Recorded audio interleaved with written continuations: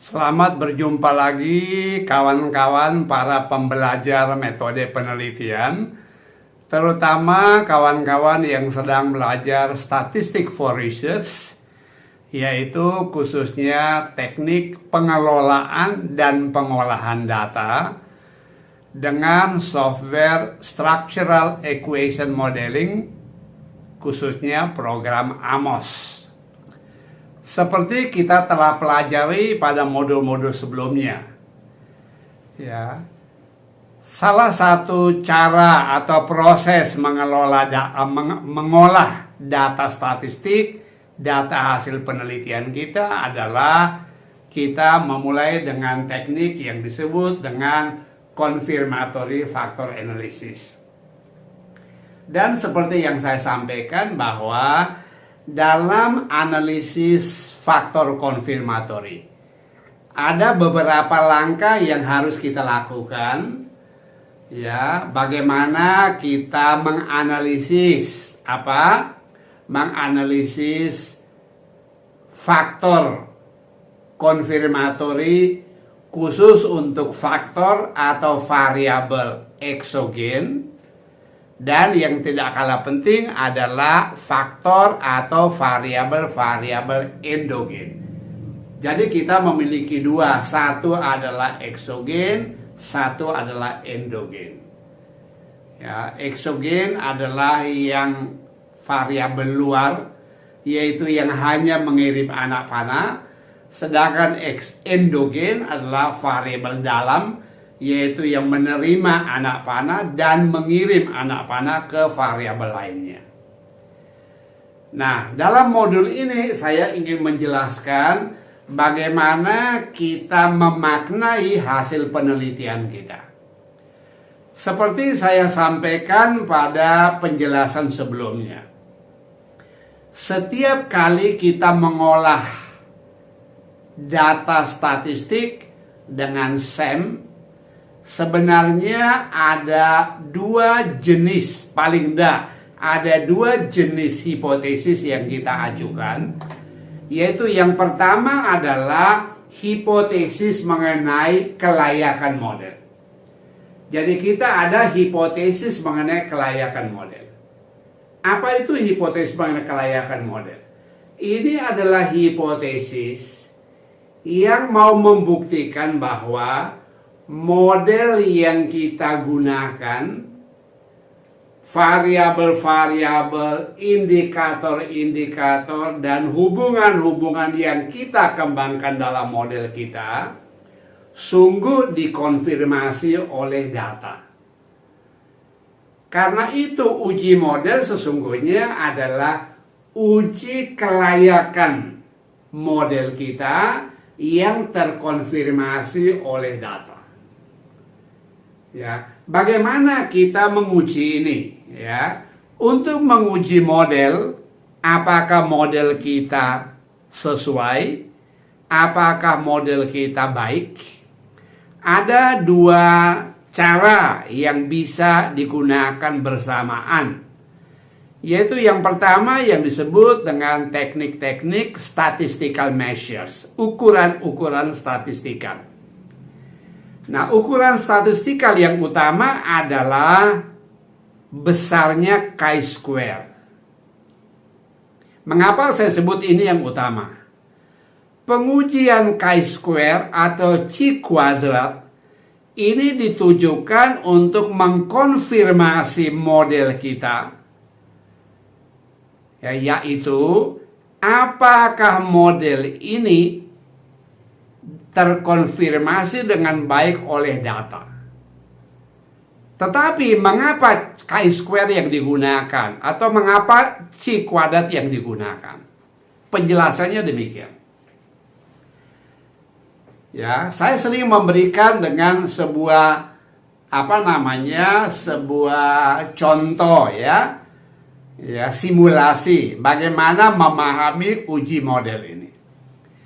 Tadi saya katakan uji model adalah uji untuk mengkonfirmasi apakah model kita terkonfirmasi oleh data. Lebih tepatnya sebenarnya kita ingin menguji begini. Ya, menguji begini. Kita bekerja dengan dua macam covariance, yaitu yang pertama adalah covariance data yang dikalkulasi dengan teknik aljabar, ya.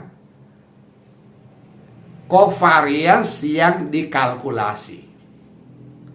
Lalu ada lagi covariance yang diestimasi. Nah, covariance dari data itu adalah yang dikalkulasi, yang harapannya adalah covariance data ini tidak berbeda dengan covariance dari populasi yang kita estimasi. Jadi yang satu dihitung, dikalkulasi, yang satu diestimasi, diramal, diperkirakan. Nah, jadi saya biasa menggambarkan, bayangkan di sini ada covariance data sampel yang kita hitung. Yang sebelah adalah covariance populasi yang diestimasi. Nah, tentu saja maksud kita adalah bila ini ada covariance data, ini covariance populasi yang kita estimasi, harapannya dua covariance ini kalau kita pasangkan, wah ini klop, tidak ada selisih. Nah, jadi kita mengharapkan adalah apa? Dua covariance ini sama. Nah, tetapi hati-hati. Alat uji yang kita miliki adalah yang disebut dengan uji beda. Chi-square itu atau chi kuadrat itu adalah alat pengukur beda. Artinya, kalau bedanya besar, wah, tentu keduanya tidak sama. Tapi semakin kecil bedanya, maka keduanya makin sama. Nah, alat uji beda yang namanya chi-square selalu dalam bahasa statistik diuji dengan kata-kata demikian, ya. Ada H0, ada HA. Apa artinya H0? Mohon dimengerti, apa artinya H0? Saya ingat waktu saya belajar dulu, ya, saya bertanya kepada pakarnya, mengapa namanya H0? Ya, apakah hanya sekedarnya H0, HA bisa diganti? Ternyata ada filosofinya. Hipotesis nol atau null hypothesis is a hypothesis that nullifying something. Jadi itu hipotesa yang mau meniadakan sesuatu. Jadi H0 itu berbunyi apa? Misalnya kita mau menguji dengan menggunakan alat uji yang namanya uji beda. Biasanya orang menggunakan alat uji beda, misalnya dia ingin meneliti apakah A berbeda dengan B.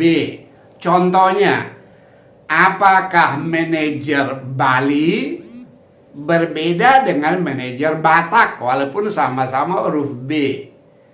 Ya. Nah, kalau mau mengetahui bahwa gaya orang Bali dan gaya orang Batak itu berbeda, maka uji statistiknya pasti berbunyi begini. H0, ya. Ingat ya, hipotesis 0 berarti hipotesis yang meniadakan sesuatu. Padahal yang kita mau uji ini adalah bahwa berbeda antara orang manajer Bali, gaya manajer Bali dan gaya manajer Batak. Kalau begitu H0-nya akan berbunyi bahwa apa? Tidak ada perbedaan antara gaya manajer Bali dan Batak. Harapannya supaya H0 ini ditolak, maka HA yang muncul. HA yang muncul yaitu kita mengatakan, oh ya benar, gayanya manajer Bali sangat berbeda dengan gayanya manajer Batak. Jadi itu perbedaan itu menjadi nyata Kalau H0 ditolak sehingga muncul HA. Bunyi H0-nya adalah apa? Tidak ada perbedaan. Karena itu harapannya nanti muncul perbedaan. Nah, teknik yang seperti ini yang digunakan dalam SEM, yaitu menguji antara dua covariance data sampel dan covariance populasi yang diestimasi. Ini data sampel yang dikalkulasi, ini yang diestimasi. Nah, karena itu maunya kita apa? Tentu yang kita inginkan adalah data sampel dan covariance sampel ini dan covariance populasi ini tidak berbeda. Ya, tidak berbeda. Ingat tadi uji manajer tadi kan berbeda. Gaya manajer Bali berbeda sekali dan gaya manajer Batak. Nah, sekarang kita membuat ini. Ya, kita menginginkan adalah dua ini tidak berbeda. Kalau gitu, kita tetap menggunakan alat uji yang namanya uji beda, uji chi-square. Nah, berarti bunyi hipotesa 0 kita apa? Tidak ada perbedaan ya antara covariance data sampel dan covariance populasi yang diestimasi. Ya, tidak ada perbedaan. Ya, supaya kalau H0 ditolak berarti benar tidak ada perbedaan, maka keluar HA, oh ya sungguh berbeda. Nah, oleh karena tekniknya seperti ini, maka tentu saja kita berharap apa? Mudah-mudahan H0-nya gagal ditolak. Sehingga kalau H0-nya gagal ditolak, berarti HA tidak bakalan muncul. Jadi H0-nya mengatakan apa? Tidak ada perbedaan antara sampel atau antara covariance data sampel yang dikalkulasi dan covariance populasi yang diestimasi. Nah, berarti harapan kita apa? Mudah-mudahan H0 gagal ditolak. Lah kalau H0 gagal ditolak berarti apa? HA tidak akan muncul. Ya. Nah, oleh karena itu, karena kita inginkan keduanya sama, berarti harapan kita adalah apa? Mudah-mudahan H0 gagal ditolak. Nah, karena kita mengharapkan H0 yang gagal ditolak, itulah sebabnya kita mengharapkan chi-square, C kuadrat, angka pembeda ini, ya apa? Muncul dengan signifikansi probability atau tingkat signifikansi di atas 5%. Karena kalau itu di atas 5% berarti apa? Ya gagal ditolak. Jadi kita mengatakan tidak ada perbedaan antara A dan B. Oh ya gagal ditolak. Ya berarti memang tidak ada perbedaannya. Padahal uji beda tujuannya untuk menunjukkan bedanya. H0 ditolak supaya HA muncul. Jadi itulah sebabnya kawan-kawan bisa dilihat bahwa dengan pengujian seperti ini, harapan kita adalah apa? H0 gagal ditolak. Ya, sehingga HA nggak jadi muncul. HA bahwa keduanya berbeda itu ya nggak jadi muncul kan? Berarti keduanya ini sama. Nah, itu yang pertama yang perlu kita pahami. Ya. Nah, karena itu kawan-kawan semuanya, selalu kita berharap yang pertama adalah mudah-mudahan model kita bisa menghasilkan chi-square, tanda pembeda yang kecil. Yang kecil itu adalah yang signifikansi probability untuk menolak HA dan menolak H0 dan menerima HA yang terjadi adalah supaya gagal ditolak. Oleh karena itu, yang kita harapkan nanti adalah chi-square di atas 0,05 atau di atas 5%. Oke. Namun demikian kawan-kawan semuanya, angka ini tentu saja tidak gampang didapat biasanya. Tapi tidak apa-apa ya, kalau data kita baik, ya tentu kita bisa mengharapkan untuk mendapat ini. Nah, itu alat uji pertama yang namanya apa? Yang namanya statistical measures. Ada lagi alat uji yang kedua. Alat uji yang kedua adalah ya, kita menggunakan non-statistical measures. Kalau yang statistikalnya tidak bisa ataupun bisa, kita lengkapkan lagi dengan yang non-statistikal, yaitu penggunaan indeks-indeks. Indeks kelayakan model atau yang disebut dengan goodness of fit model, goodness of fit index. Jadi GFI ya, indeks yang menggambarkan kesesuaian kecocokan model. Ya, ada lagi AGFI, Adjusted Goodness of Fit Index. Nah, indeks-indeks ini diharapkan apa? Angkanya lebih besar atau sama dengan minimal 0,90 dan di bawah 1.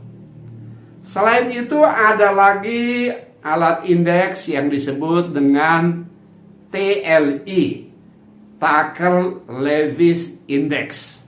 Sama, ya, lebih besar dari 0,90 dan di bawah 1. Ada lagi yang namanya CFI, Comparative Fit Index. Ya, yaitu yang angkanya harus diantara sama 0,9 dan tidak sampai dengan 1, di bawah 1. Nah, bagaimana penjelasan apa makna angka-angka ini? Silakan kawan-kawan pembelajar bisa baca di literatur, boleh baca di buku saya Structural Equation Modeling. Ya, Sam Amos. Tapi hampir di semua buku statistik ada ya. Kalau enggak, ya bisa dapat bahan PowerPoint dari saya, biasanya ada detailnya di situ. Satu lagi adalah yang kita sebut dengan RMCA. Ya, berapa besarnya angka RMCA? RMCA itu perpendekan dari root mean square error of approximation. Nah, angkanya berapa? Harapannya angkanya adalah antara 0,03 sampai 0,08 menurut uji empirik, uji eksperimen dari para ahli statistik. Jadi inilah besaran-besaran indeks yang bisa kita gunakan. Sesungguhnya banyak sekali, nanti bisa dilihat apa saja indeks itu. Dan itu akan ditampilkan pada hasil analisis kita, hasil operasi SEM kita. Jadi kawan-kawan semuanya, itu bagian yang pertama, yaitu apa? Kita baru menguji apa? Menguji kelayakan model. Kelayakan model baik itu untuk analisis faktor konfirmatori maupun untuk analisis struktural model, yaitu model struktural, model gabungannya nanti. Caranya sama seperti itu. Nah, seperti apa contoh analisisnya? Mari saya sajikan dalam gambar-gambar berikut. Mudah-mudahan sedikit membantu kawan-kawan untuk memahami apa hakikat uji model. Ya, kita masih ada uji yang lain lagi ya. Yang pertama adalah uji model. Apakah model kita baik?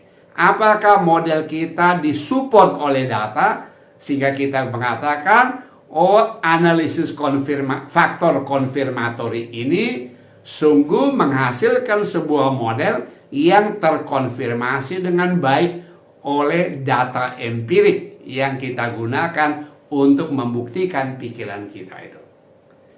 Baik, tadi yang kita lakukan adalah uji kelayakan dari model kita.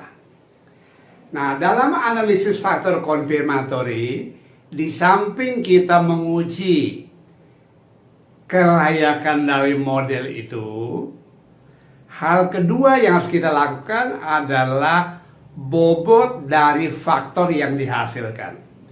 Apakah faktor yang kita hasilkan atau variabel yang berhasil dikonfirmasi datang dengan bobot yang memadai? Bagaimana kita mengetahui bobotnya memadai? Ada dua hal yang harus kita lihat. Yang pertama adalah kita menguji atau melihat bobot daripada faktor itu, atau disebut juga koefisien lambda, yaitu estimasi dari masing-masing indikator yang menjelaskan variabelnya. Nah, di sini syarat yang kita penuhi adalah bobot dari masing-masing indikator harus memenuhi angka absolut, yaitu lebih besar atau sama dengan 0,60. Ya, tentu semakin besar semakin baik dan positif. Mengapa? Ya, tentu indikator tidak mungkin negatif karena dia adalah tanda dari variabelnya. Itu yang pertama, yaitu bobot daripada variabel atau bobot dari masing-masing indikator yang digunakan untuk menjelaskan adalah lebih besar dari 0,60. Memang dalam literatur kadang kita menemukan bahwa lebih besar atau 0,40 bisa. Namun demikian berhati-hati.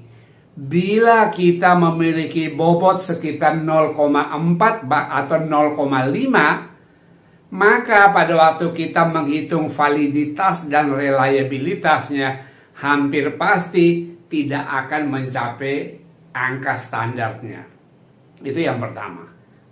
Yang kedua adalah kita perlu melihat angka signifikansi dari bobot faktor yang dihasilkan.